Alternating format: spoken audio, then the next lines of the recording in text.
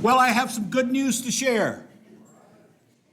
And you've already had so much good news, it's almost like to give you more good news is to burden you. But I'll just pile it on. And it pertains to the results of the stewardship campaign.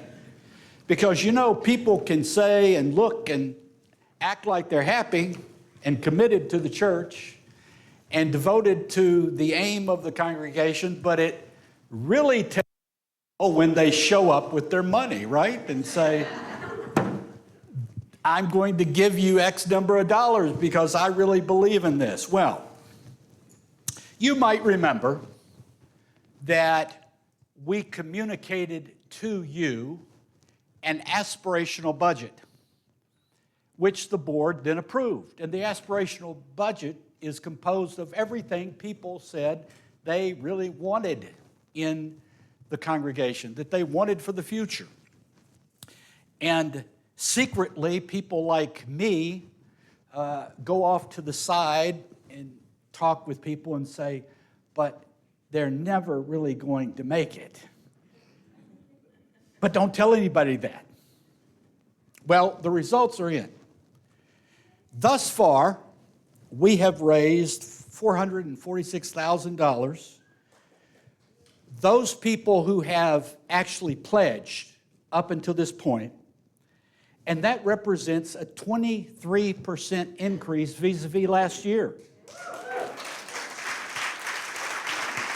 There you go. Wow. However, we have not yet gotten the results from 43 pledged units, which represent about $29,500. So this is people who pledged last year but have not yet pledged this year. So if you are in this group, we won't name names, but if you are in this group, run, don't walk to the mailbox or your computer and turn in your pledge. However, historically, this group has unfailingly, as in this congregation and any congregation, they have come through. They're just a little bit slow. Now, if we compute all that together, we have $446,000 plus the $29,500 that is yet to be pledged, minus a default rate of 3%, because 3% of the pledges are never paid. That's not you, of course. Somebody else fails to make their pledge. That equals $461,375. Plus, we add in $7,000 in pledges for people that are going to pledge sometime, be new pledges that will pledge sometime between July the 1st and June the 30th of the new fiscal year. And this comes to $468,375. The bottom line is that we are, if this comes to pass, we are $347 away from the aspirational budget goal. Which means, essentially, this congregation has reached its aspirational goal. Would you please give some love to Ann, who has run this thing.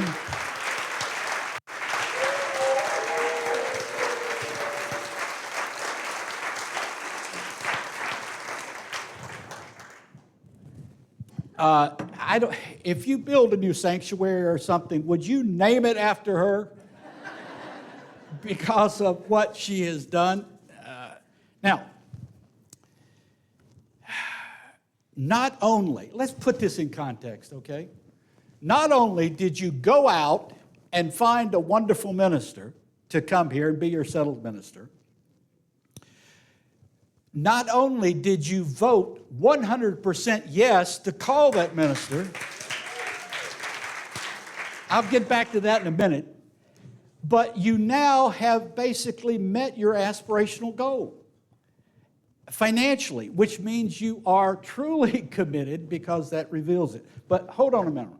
Before I go on, let me dwell for a moment on that 100% yes vote.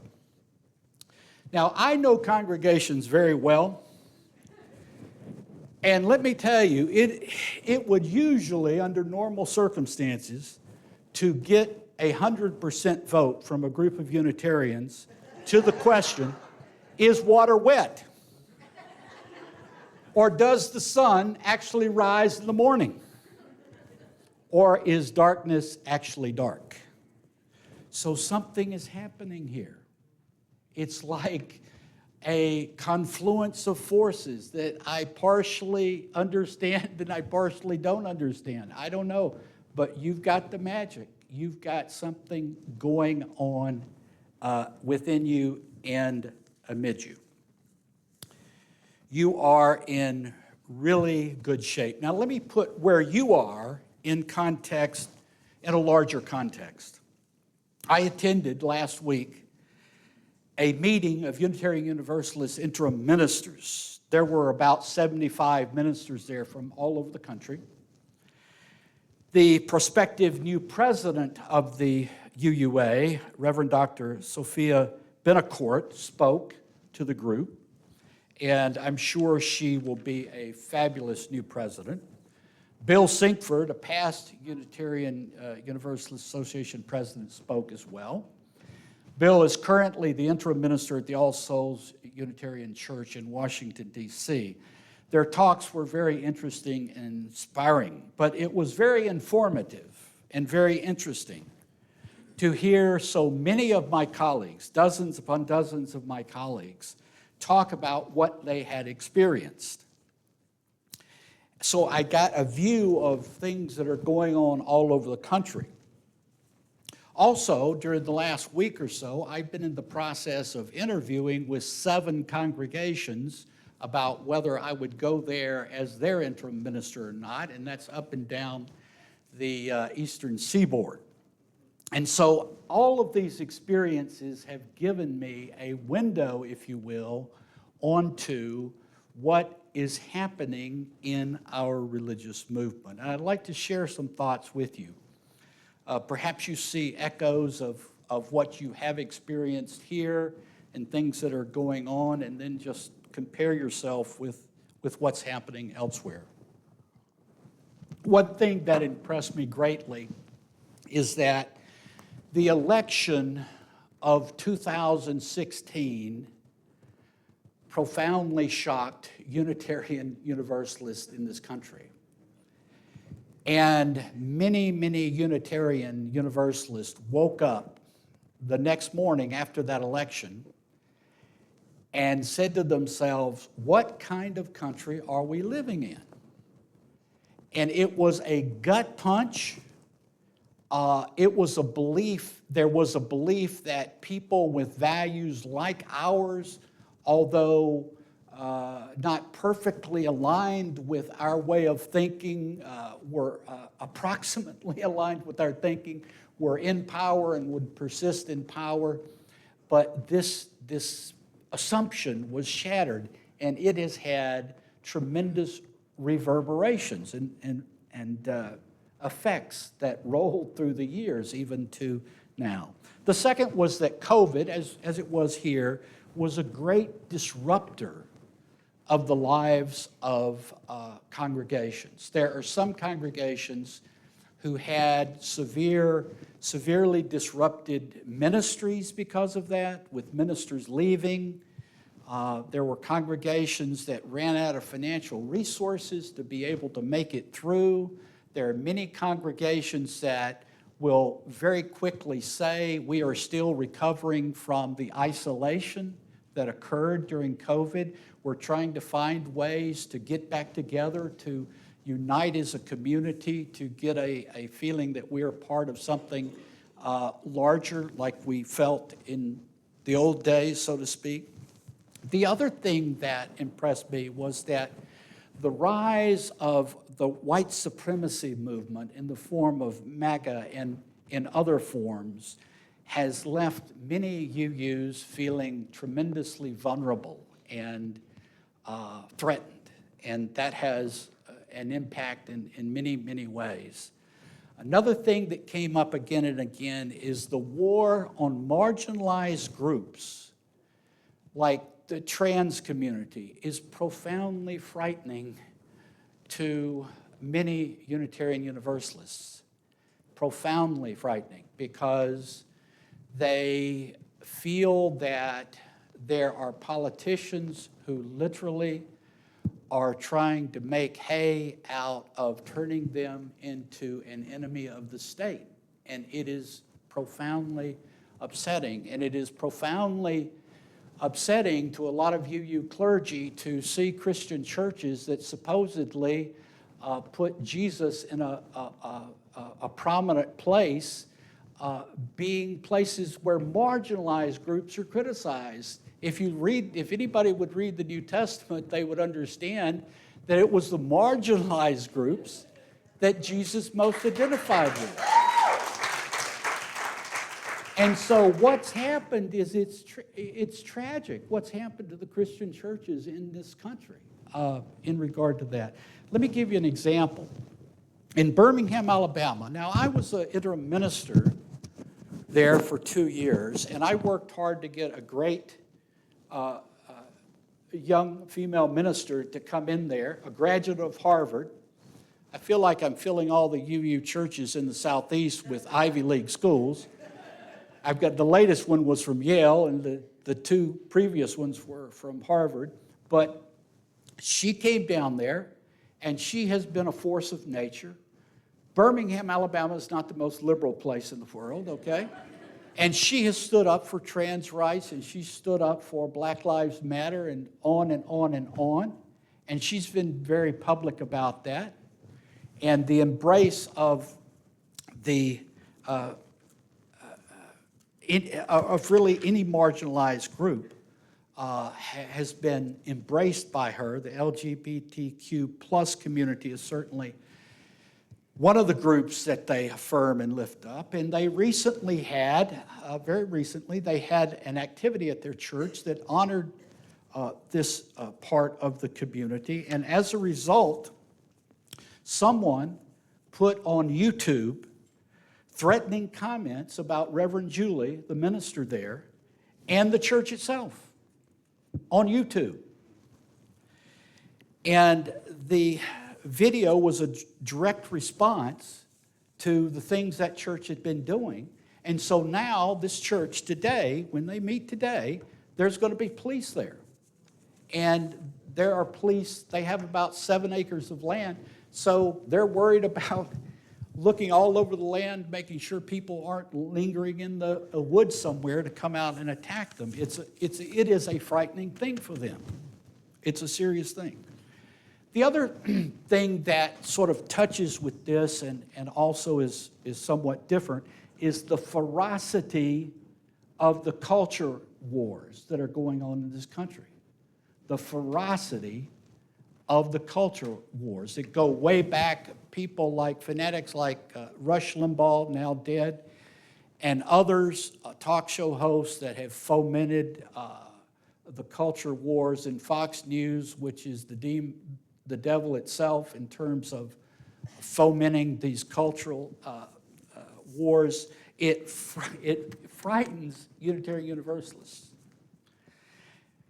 Recently, former CIA director and former Secretary of State Mike Pompeo stated publicly on camera that Randy Weingarten, the president of the American Federation of Teachers, was, and I quote, the most dangerous person in the world.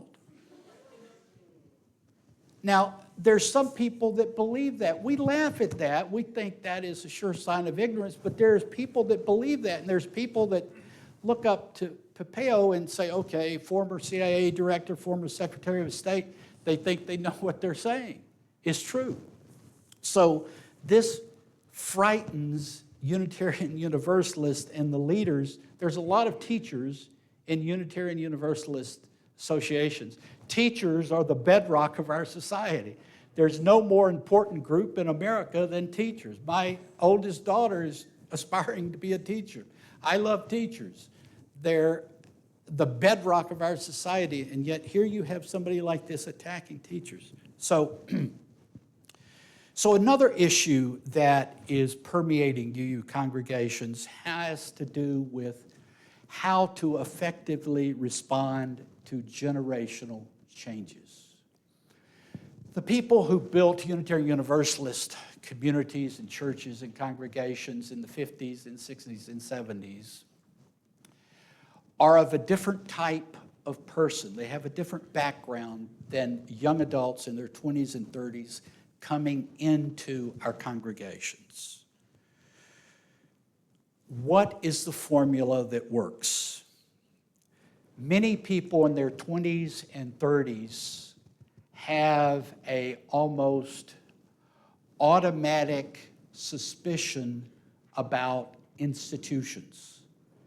They have an almost automatic assumptions that institutions of any kind cannot be trusted. And there's a lot of good reasons for that. But how can you take people of those ages and bring them into an institution and get them to really trust, love, and be dedicated to an institution? How do you do that? It's a different mindset that's happening in people in their 20s and 30s. The people who started this congregation, started UU congregations all over the country and grew them, they were rebels, they were kind of iconoclasts, but they still believed in the ability of people to come together and create institutions that really help people.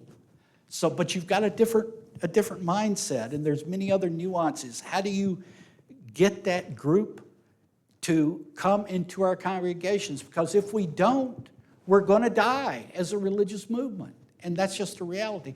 Thank God you as a congregation took one important step in calling a younger minister to be here, because that's one of the basic things you've got to do to be able to begin to walk this path. So one thing that I found interesting that was an idea circulating among many people is the importance of creating a simple sentence or two that helped to capture the essence of our movement, the essence of our congregations, and what we're trying to do. Something that would appeal to new people, that would also capture the hearts and minds of the present members and the old-time members. And one phrase somebody used as an example was, let our identity be defined as a place where we're loving each other, caring for each other, and serving the world. Something like that. And I thought that was pretty significant. There are issues that particularly pertain to congregations in the South. In Alabama, Georgia, Tennessee, Florida, South Carolina, Mississippi, West Virginia, Louisiana, and Kentucky, state legislators are making moves that go against the values that we hold dear. And this is happening at a rate that is quite frightening. Of particular concern and odiousness is the attempt to target members of the trans community, demonizing them and using them for a political rally cry. There are other things that are happening that are disturbing. Last year, when it had a Democratic majority, the North Carolina Supreme Court voided the state legislative and congressional maps that had been created as illegal gerrymandering. Now the court has a Republican majority, and they have taken the opposite stand. The practical effect of these actions is to enable the Republican-controlled General Assembly to scrap the court-ordered State House, Senate, and congressional district boundaries that were used in the election last November. and to draw new maps that skewed in the Republicans' favor for elections in 2024. This decision has major implications, not just for the state legislature and for the U.S. House, but also for the U.S. House, where a new North Carolina map could add at least 3 Republican seats in 2024 to what is now a razor-thin Republican majority. A month ago, Republicans in the Tennessee House of Representatives sought to expel 3 members of its chamber who had led demonstrations against gun violence from the House floor in the wake of the Nashville elementary school shooting. We learned just last night there was yet another shooting in Texas. The gun policy in this country is insane. The control the NRA has over our politicians is immoral. It is evil. It is leading to the slaughtering of innocent people. The majority of people in America are for some kind of gun control that would take away horrific weapons of destruction from the hands of insane people who want to kill others. The whole discussion about gun policy in this country is skewed and has to be repaired and brought back to sanity. There's a lot of mischief afoot in state legislatures and elsewhere that directly contravenes our basic values and principles. So there is much to be done. And a congregation like this is a part or can be a part of a network of groups and organizations that can make a difference. As I wrap my remarks up, let me share with you that one of the most powerful impressions I have that is not shared by everyone is an overwhelming sense of the smallness and the fragility of our religious movement compared to what it should be. Now, there are approximately 250,000 Unitarian Universalists. It depends, of course, on who's counting. Is it the minister counting, or is it the board treasurer counting the membership? But think of that. Hold that number in your mind, okay? There's around 250,000 Unitarian Universalists in this country. But there are 333 million people in America. So we are, as a religious movement, far less than 1%. Far less than 1% of this country. It is absurd.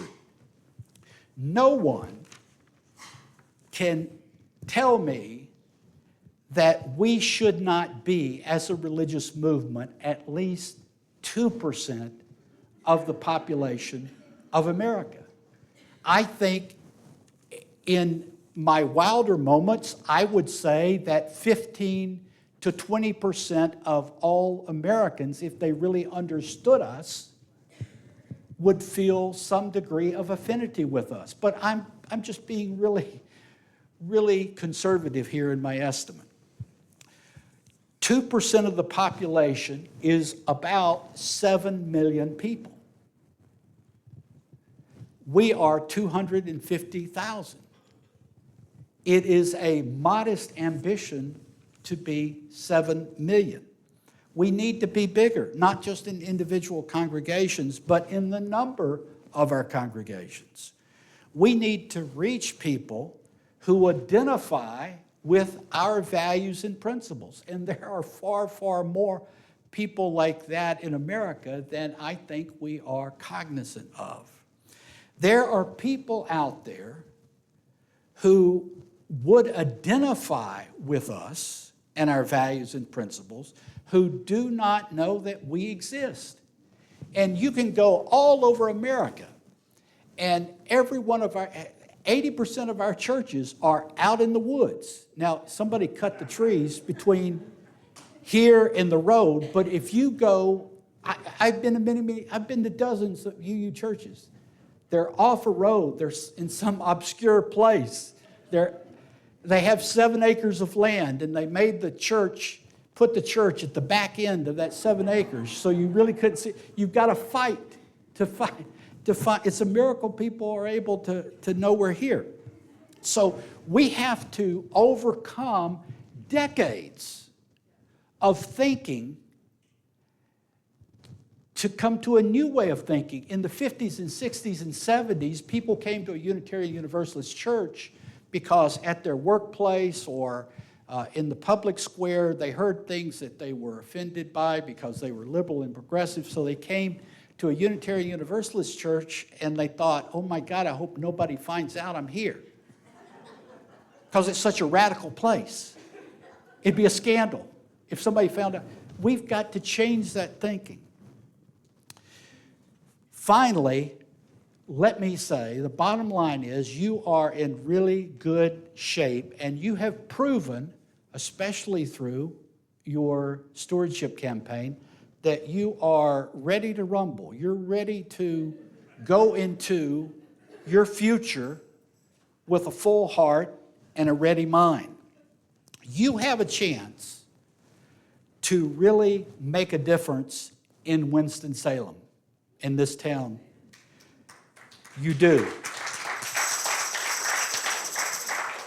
You are in a state that has strong congregations in Charlotte, Durham, Asheville, Chapel Hill, and several other places, which you can partner with for many important causes.